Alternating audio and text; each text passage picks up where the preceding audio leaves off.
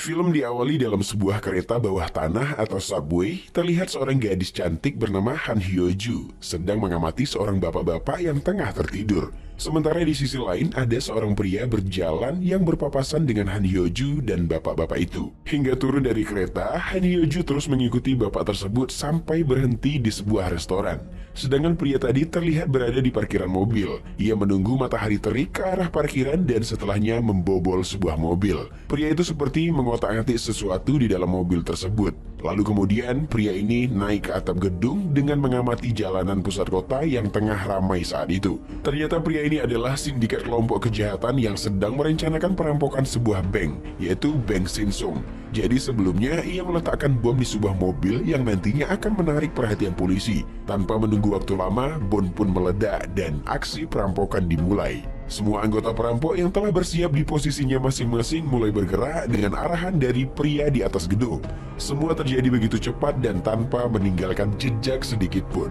Perampokan telah diperkirakan hanya berlangsung 3 menit dan kemudian mereka lanjut ke jalanan dengan dikejar oleh beberapa mobil polisi. Namun seorang pria gendut yang sedang mengendarai sebuah mobil box juga termasuk anggota perampok yang bertugas untuk menghalangi jalan mobil polisi yang sedang mengejar. Setelah membuat kecelakaan beruntun, pria gendut itu pun kabur dengan menutupi wajahnya.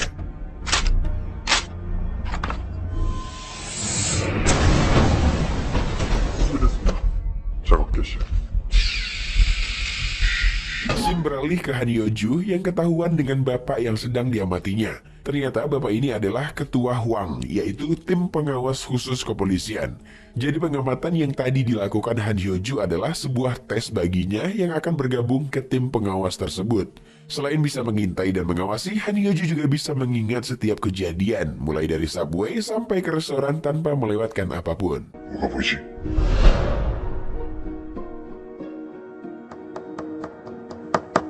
Di kantor, Hwang mencoba menyelidiki kasus perampokan bank yang diketuai oleh pria perampok jenius yang disebut James. Namun Hwang tidak mendapatkan petunjuk apapun. Karena CCTV di parkiran tidak terlihat apa-apa karena silau cahaya matahari, sementara CCTV di sekitarnya juga tidak menunjukkan kejanggalan. James ini merupakan ketua perampok yang sangat jenius dan cerdas. Ia sudah seringkali melakukan perampokan, pencurian, bahkan pembunuhan yang tidak meninggalkan jejak sedikit pun. Jadi James melakukan ini semua sesuai dengan perintah seseorang yang sangat dirahasiakan identitasnya. Atau kita sebut saja dengan Jono ya. Sementara di CCTV TKP kecelakaan, terlihat pria gendut yang keluar dari mobil box dan berlari. Tetapi di sini wajahnya tidak terlihat, sehingga mengharuskan tim Hwang untuk melakukan pencocokan. Akhirnya mereka mendapatkan identitas wajah dari si gendut yang disebut dengan Kudanil. Scene beralih ke Han Hyo-ju yang baru saja sampai ke kantornya yang baru. Di sini mereka sebagai tim pengintaian menggunakan nama sandi hewan. Seperti Han Hyo-ju yang menggunakan nama sandi babi imut. Sementara rekannya yang lain menggunakan nama seperti kukang, monyet, tikus tanah, burung beo, ular berbisa, burung unta, dan tupai. Selanjutnya mereka melakukan briefing sebentar sebelum mempersiapkan senjata untuk bergegas melakukan penangkapan terhadap Kudanil. Semua berjalan dengan sangat terorganisir dan tersusun rapi. Hwang menempatkan anggotanya sesuai dengan keahlian mereka masing-masing. Namun sayangnya sampai malam tim pengintaian tidak mendapatkan apapun terkait dengan keberadaan Kudanil dan kawan-kawannya. Sementara di tempat lain, James terlihat mendatangi sebuah toko National Foods yang diduga sebagai markasnya dalam menyusun strategi sebelum memulai sebuah aksi kejahatan. Setelah lama berpencar melakukan pengintaian, tim Hwang akhirnya mendapati seseorang yang dicurigai sebagai Kudanil dilihat dari postur tubuhnya. Tupai langsung ditugaskan untuk berpapasan dengan orang tersebut demi memastikan apakah benar ia adalah target. Tetapi sob, ternyata dugaan mereka salah. Di malam berikutnya, James dan anak buahnya sedang melancarkan aksi sesuai dengan perintah si ketua tim Jono, yaitu mencuri sebuah dokumen penting.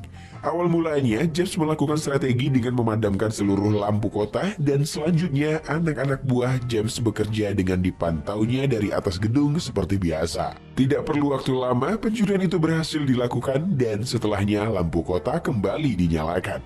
Sebelum beranjak pergi dari atas gedung, James menyadari ada yang memantaunya dari gedung sebelah. Tanpa berpikir panjang, James pun langsung mendatanginya lalu membunuhnya. Di tempat lain, atasan dari tim Huang, sebut saja bos besar, marah-marah karena kegagalan tim menangkap Kudanil. Sementara James, setelah menyelesaikan tugas pencurian dokumen penting, kini ia kembali mendapat tugas baru dari Jono. Tetapi ia menolak karena ingin pensiun dari kelompok sindikat kejahatan. Siapa sangka penolakan James itu justru berujung petaka. Ia diserang di dalam mobilnya oleh seseorang yang berusaha untuk menghabisi nyawanya. Nasib baik, James berhasil selamat setelah menabrakkan mobilnya ke tembok dan menghajar orang yang menyerangnya. Setelahnya, dengan terpaksa, James kembali ke tempat Jono dan menerima tugas baru dari Jono sebagai tugas terakhirnya, agar ia bisa hidup damai tanpa gangguan si Jono lagi. Setelah pengintaian beberapa hari sebelumnya yang tidak menghasilkan apa-apa, Han Hyo-ju mencoba meneliti peta dan ia menemukan titik kemungkinan keberadaan Kudanil. Huang awalnya kurang percaya dengan analisis Han Hyo-ju, hingga ia menerima analisis dari pusat yang hasilnya sama persis dengan yang dibuat Han Hyo-ju. Akhirnya mereka meluncur ke TKP. Di sini Han Hyo-ju diberi kepercayaan untuk terjun langsung ke lapangan.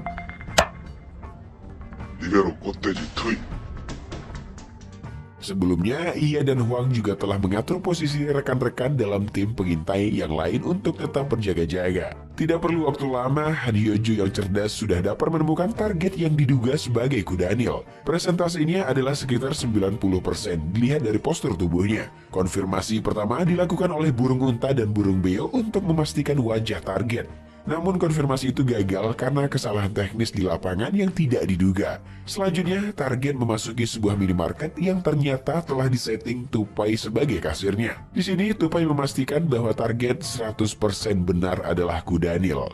Setelahnya, Han Hyo-ju kembali membuntuti Kudanil hingga ia mengetahui letak dan nomor apartemen si target. Lalu Tupai datang untuk memasang beberapa kamera pengintai di sekitar kamar apartemen Kudanil. Keesokan harinya, James melancarkan aksinya, yaitu melakukan peretasan data-data di sebuah perusahaan.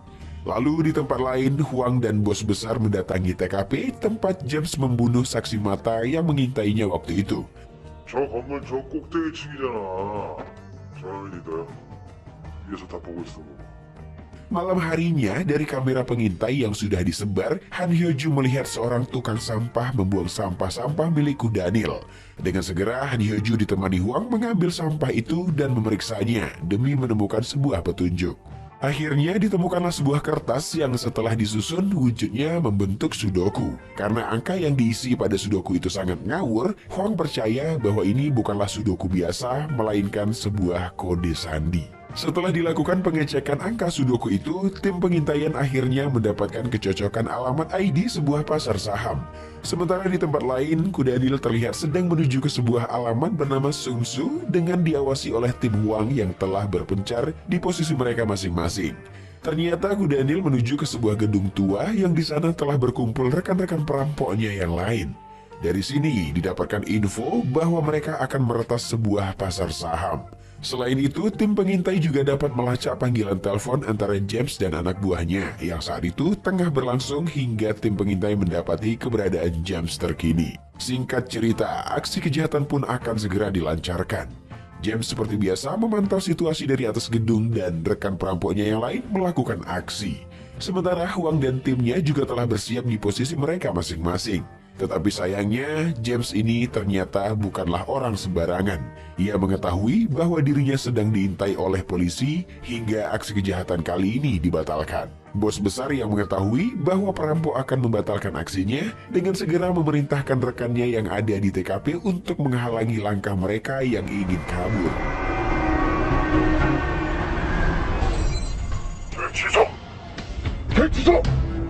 Karena perintah dari pusat, Huang segera menyusul James di atas gedung. Tetapi sayangnya, James berhasil kabur dengan melompat. Tetapi Huang pantang menyerah, ia terus mengejar dengan dibantu oleh Han Hyo-ju. Sementara di tempat lain, mobil anak buah James berhasil dihentikan dan terjadilah aksi hajar-hajaran.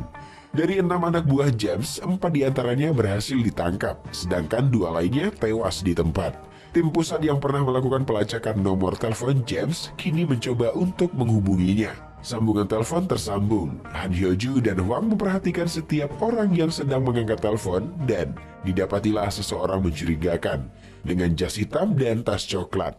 Target pun akhirnya dikunci. Penyelidikan pun dimulai. Tupai yang saat itu menyamar sebagai petugas lalu lintas menghentikan langkah James dengan alasan pelanggaran menyeberang sembarangan. Lalu saat Tupai meminta kartu identitasnya, ia malah ditikam dan membuat Han Hyo-ju serta Huang yang berada di sekitar panik. Operasi kali ini pun dihentikan. Huang dan Han Hyo-ju sebenarnya sudah mengetahui wajah persis James. Namun mereka masih terpukul karena nyawa Tupai tidak dapat tertolong. 끝까지 버티면서 해내야지. 지치면 지는 거고. Malam harinya, James berniat untuk menghabisi Jono yang terus-terusan memerintahkannya untuk melakukan kejahatan. Padahal ia sudah memutuskan untuk berhenti dari pekerjaan itu. Hingga akhirnya Jono beserta anak buahnya yang lain berhasil dimusnahkan oleh James.